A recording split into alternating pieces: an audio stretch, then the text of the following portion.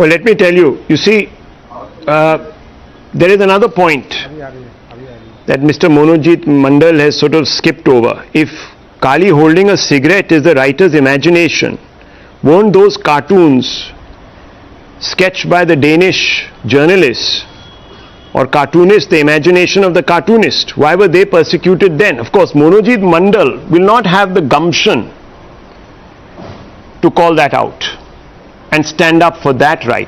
To use imagination. How do you presume that? How do you presume that I'll support the beheader?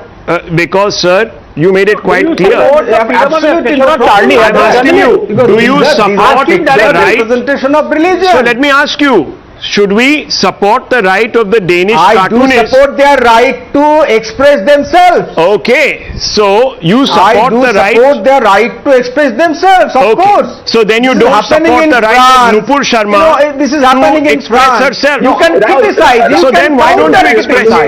No, one second, Mr. Matthews. Mr. Matthews, wait your turn. Wait your turn. But so then you're proving my point. This is you criticize. Then you're proving my point. Nupur Sharma must be sent to jail because she has no rights in this country. Now one second. No. She can't be threatened with her life. No, that's fine. No one is talking about that. We are talking about her freedom of expression. Abiding by that. No, nobody attack her personally. Monojit Mandal. No, I applaud him, Rahul. Mondol Sahab. No, I don't actually. He's deliberately held on. She should be. One second, Mr. Mondol. See, he's held on to the slim edge of the wedge. Nobody should attack her personally. One second, Mondol. 1 second. Relax. Just let's calm down. I mean, just take a deep breath. I'm quite relaxed. Okay, good. Now listen to me. Is going out. Now listen. What can I do? Okay, don't worry. Taking breath. Don't worry. If you just keep quiet, you'll hear everything clearly. Usually that happens. Now listen to me. You see, we can't be selective about the right to express one's view. We can't say that one has a greater right over the other. We are not talking about beheading. No, what we is are not the talking problem about violence. With this poster? What is the problem? Asking you, what is the offensive then thing? What is so wrong? Then what is so wrong? So let me finish. Kali is the goddess of the oppressed. Kali is supposed to be the goddess of the subaltern, oppressed. My dear friend, you're not getting the point. Women. You're not getting the point. You're not getting the point. Smoke in this even 1%. What is No, 1 second. You're not getting the point here. What is the point? I'll tell you if you just listen. Some people may agree, some people may disagree. If you're not going to, well, it's the people who are disagreeing who have a problem, and therefore they should be taken seriously. Not all Muslims perhaps disagree with Nupur. Not all Muslims want her jailed. Not all Muslims believe that she should be booked under 298A or whatever it is. But the very few who are, the Zubairs of this world, who tweeted to arouse passions, they want, and we are listening to them. Some Gulf Arabs want, we are listening to them. So some Hindus do. Should we not listen to them? Why should Mr. Mandal then hold up the right of them to seek cases against Leena the filmmaker? Why should Mandal defend Leena and not Nupur? It's very simple. Not all Muslims are wanting Nupur jail, beheaded. If you can find they don't even believe against her, but if this is offensive as per law, you see, viewers, here we go. What is offensive under the law is being decided by Monojit Mandal. Monojit Mandal. You see, I'm sorry. I take my applause back. Modern portrayal of myth of Kali. Yes, Dr. Ranganathan has to come back. Yes. And this is happening on screen. Now, Mr. Mandal, Dr. Ranganathan, you jumped the gun. Fictional imagination. I did. You jumped the gun. I did jump the gun. Rahul, you understand the movie. Don't watch the movie. Rahul, can I please and someone Monojit, now relax. Are not the same thing. So just tell all your brothers who are today going after Nupur, don't look at the clip. Don't look at the clip. Don't open the clip. Forget the clip existed. In fact, Times Now didn't even put out the clip. It is that guy who's in jail right now who deliberately 2 days later pulled out the clip.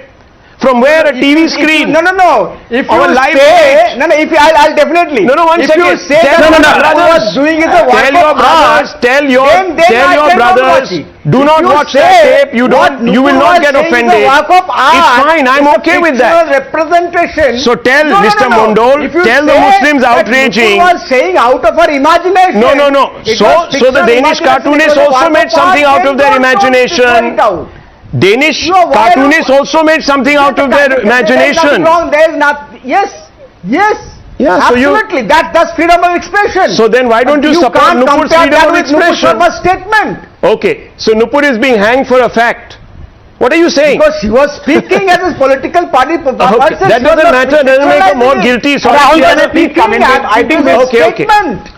to fader. Mr. Mondol, you've clearly not been able to get this, or you're deliberately obfuscating. Yes, Dr. Ranganathan, and I want to open it up. Yes, I want to bring Matthews, who's taken time out today.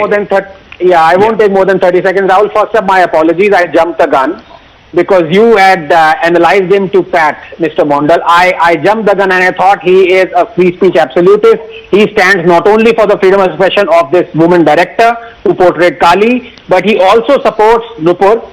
But it has turned out in the last 5 minutes that he doesn't. He is saying that in Nupur's case, the law will take its own course. But in the case of the woman director, he is saying the woman director has done no wrong. So there is obviously double standards here. Completely. So I do not applaud him anymore. He's been caught with his pants down. I'm sorry, I apologize. It's not double, I do not support Mr. Mondo. No, it's not double standard. It's not DS. It's DD. Double duplicity. Please understand. It's DD. It's the double DD. You see? DD. Yeah, okay. Now, let's open this up. Let's get further. Let's ask some other voices who have taken out time. Vineet Jindal, the lawyer. Vineet Jindal, what are you getting so excited about, says Mr. Mondol. Watch the film. What is so bad about the goddess smoking or being depicted smoking or holding the gay pride flag? What's the big deal? Why are you losing your hair over it? Look, when we are talking about all these things, so there is simple answer from my side is just do this thing with the other religion. Like Mr. Mandal says that there is a freedom of speech, there is a creativity. Please do some creativity with some other religions. I am not mentioning any religion's name or any specific religion. But nowadays the people are afraid from saying anything about a particular religion. Okay. This creativity has been stopped. Okay. Unless against. So you are saying that Hindus are soft targets? About Hinduism. Okay. So you are saying that everyone takes liberty with Hindus? Yes. Because we don't react in a militant manner. Okay, fair enough. That's your point of view, and people have a right to feel offended on the behalf of some Hindus. We always talking about the legal process. Yeah. But is good. The other religion is specifically says Gardan kaat do. Yes. Then nobody is talking about all these things. Well, the Indian High Commission. What is this? This is the double High standard. Commission. Yes. Finally, the Indian government is showing some spine. Breaking news coming in. Everyone is opposing. Yeah, breaking news coming in. Indian High Commissioner writes to event organizers, seeks removal of smoking Kali posters. So somewhere along the line, the Indian government has discovered that it has a spine, and it has obviously felt its 32 vertebra and has impressed them into service. That's good. That's good to know that the Indians are taking something seriously. Okay, Kevin Matthew. Let me bring in Kevin Matthew and Rashmi Samant, and then we'll bring in also Advocate Himanshu Goswami. Okay. So let me bring in Kevin Matthew. Kevin Matthew, if Leena can invoke her right to free speech, then why can't Nupur? Then why can't Danish cartoons reserve the right to depict whoever as they imagine? Rahul, first let me take this opportunity to condemn every death, every threat has been made to any individual's life or well-being. That is completely condemnable. Only the having said that, it's just little disheartening to see such a person of your stature comparing a public discourse to a work of art. These are two different things. Even the law sees it in two different. So we have a complainant who is an eminent lawyer on board. So he himself understands that work of art and public discourse or public speech are two different things. So that is another thing. Now, coming to the specific case of this, this is just a question that I want to put it as an aside to the complainant. So, sir, you have found offense in the posture of Kali smoking. But then Kali is the female embodiment of Lord Shiva, and why haven't you not yet found offense in numerous postures, numerous depictions of Lord Shiva smoking?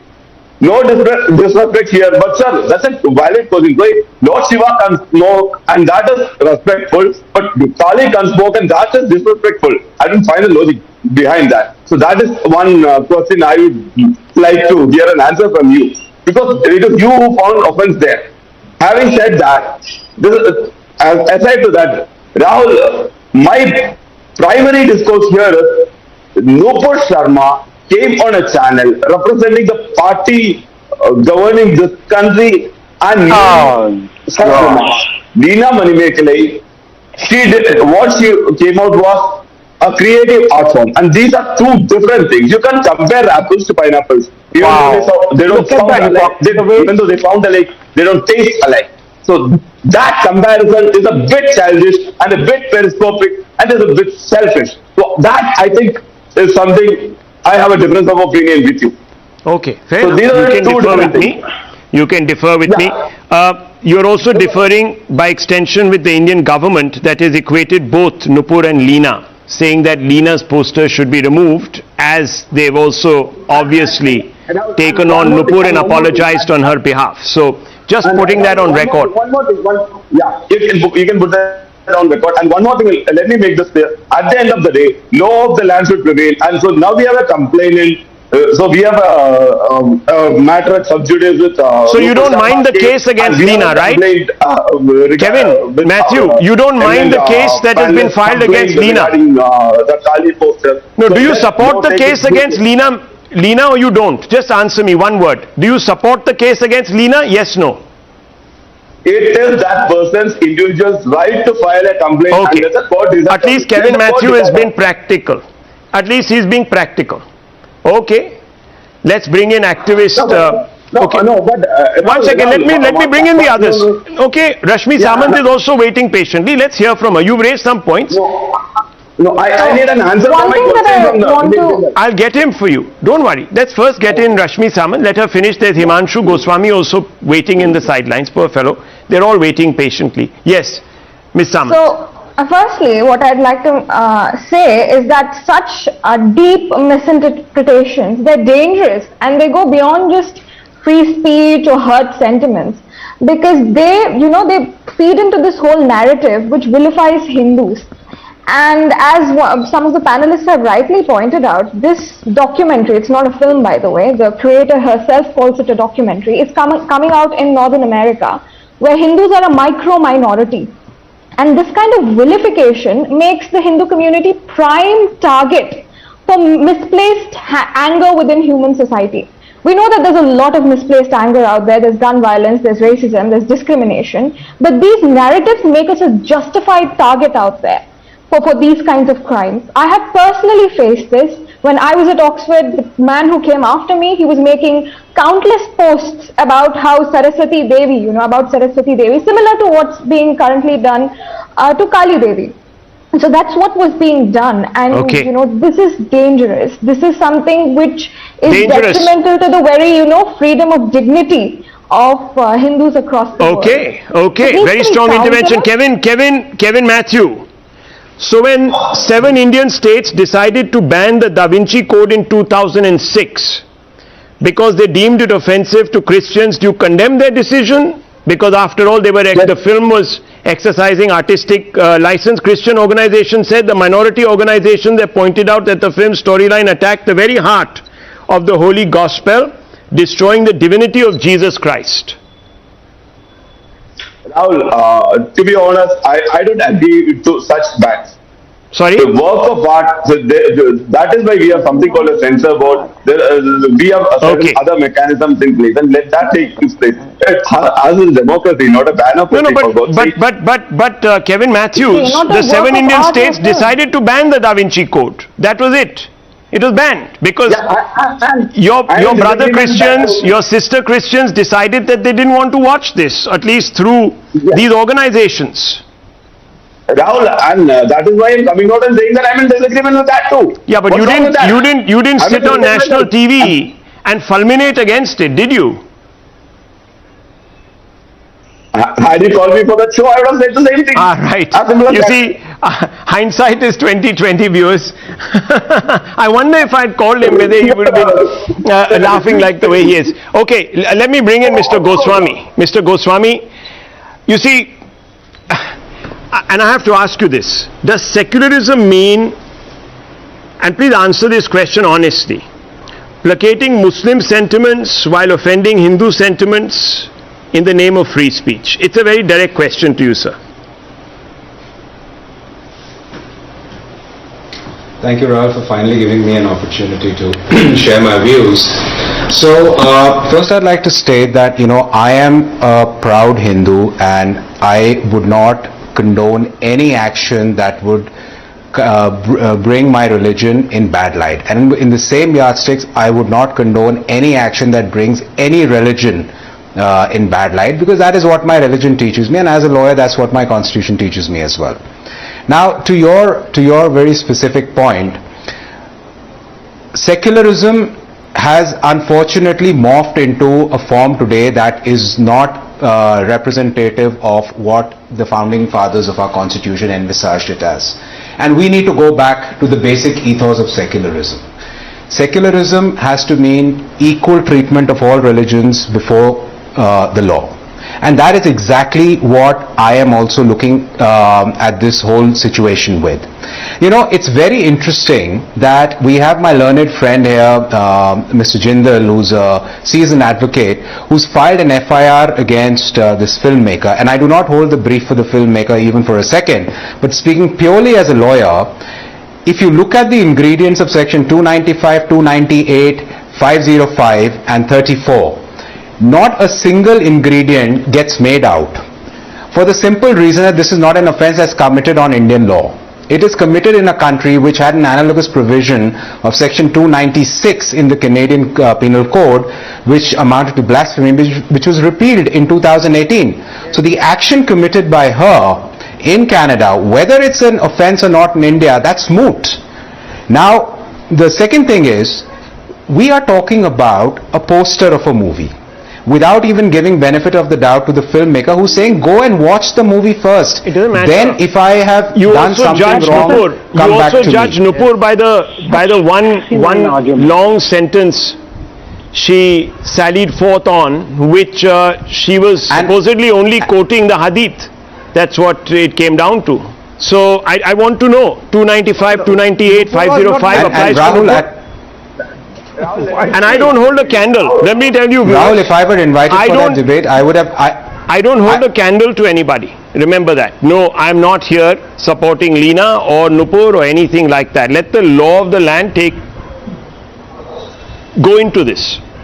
Now you say that technically it doesn't apply. I'm not on the technical point. Supposing Leena was here in India and she had done all that she has done, and someone... So then what lies the question of, you started with filing FIR, so unlike like Mr. Jindal, one second, Mondol, I'm not speaking to you, let somebody else speak. Arey bhaiya, you started with that. Can I come in here, please? No, if you don't want to go into the technicalities of it, then your debate doesn't stand. Sir, it is about a principle. You didn't argue the technicalities, you were arguing the principle. I'm going back to the principle. The principle is, if you some people in one community, hello, if some, Leena, 1 second, that's sir, what you oh said. gosh, now listen, this Mr. very Mandol, learned advocate has made it amply clear that there cannot be any case against Leena. I'm ignoring you, Mr. Mondol, right now. I don't think you're understanding where I'm coming from. Mr. Goswami, I'm having a conversation with him. Please butt out for 30 seconds, please. Okay? Yes. Please go ahead. So Mr. Goswami, let's not get into the specificities of the application of the law, because I didn't ask you a legal question. I only asked you a very simple question. Does one community have a greater right to feel offended than the other?